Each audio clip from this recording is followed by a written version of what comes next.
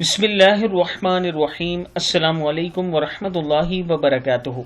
आबिद राजी चैनल की तरफ से आज मैं अपने दोस्तों को रसूलुल्लाह सल्लल्लाहु अलैहि वआलिहि वसल्लम का एक बहुत ही प्यारा फरमान बताऊंगा। उससे पहले मैं अपने तमाम दोस्तों से गुजारिश करूंगा कि इस वीडियो को आपने आगे ज़रूर शेयर करना है। तो शुरू करते हैं।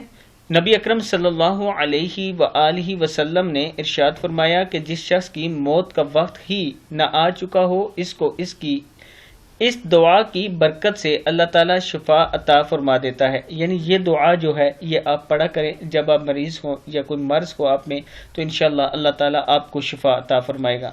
दुआ क्या है?